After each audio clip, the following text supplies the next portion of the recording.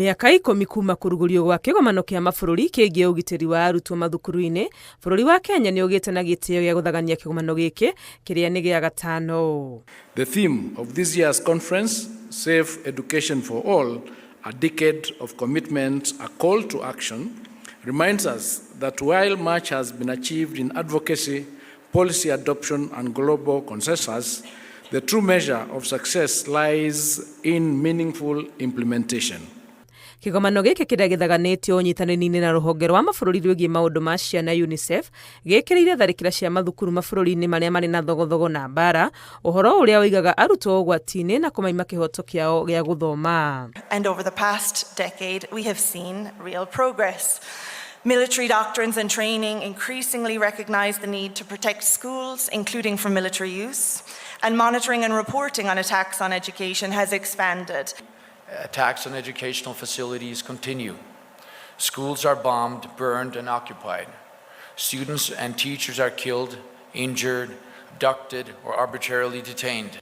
Tharĩkĩra cia mathukuru ithiĩte na mbere gwakĩrĩria oro mwaka gũkĩandĩkithio ciĩko itanyihĩire 3,000 thĩ yothe, ũndũ ũrĩa ũrahinga ũkinyanĩria wa itanya namba 4 rĩa ũthii wa na mbere rĩa ũrũmwe wa mabũrũri na gũkinyanĩria gĩthomo kũrĩ andũ othe. With less than 5 years remaining to achieve SDG 4, we are reminded that leaving no one behind means prioritizing the most vulnerable populations, especially those living and learning in conflict zones.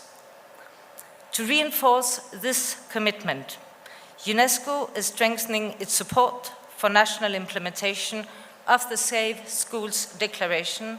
Minista munene Mũdavadi akĩrugũria kĩgomano gĩkĩ augĩte gũkũ Afrika, bũrũri wa Sudan nĩguo ũkuĩte mbũri ta tha ciĩko-inĩ cia tharĩkĩra cia mathukuru, ũndũ ũrĩa ũthararĩtie gĩthomo kũrĩ arutwo matanyihiire milioni 7. As of June 2024, for example, over 14,000 schools are closed due to armed conflict in West and Central Africa.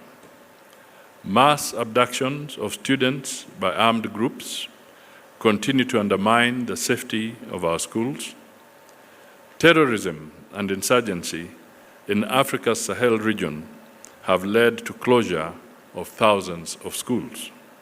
Ndũmĩrĩri-inĩ yake no ũrĩtie kĩgomano gĩkĩ kĩgĩe na ihinda rĩa kũrora ũhoro wĩgiĩ ũgitĩri wa ciana nenda-inĩ, thĩna ũrĩa umanĩte na maũndũ ma tekinoronjĩ ya kĩrĩu. Let us realize that technology has now come with its challenges. As we embrace it, how do we make sure that our schools are safe? Kĩgomano gĩkĩ gĩa thikũ 2 kĩrehete hamwe thirikari cia mabũrũri 122 hamwe na anyiti itemi matiganĩte. Ngĩribotera Inooro TV, rĩtwa rĩakwa nĩ Wangui wa Mwangi.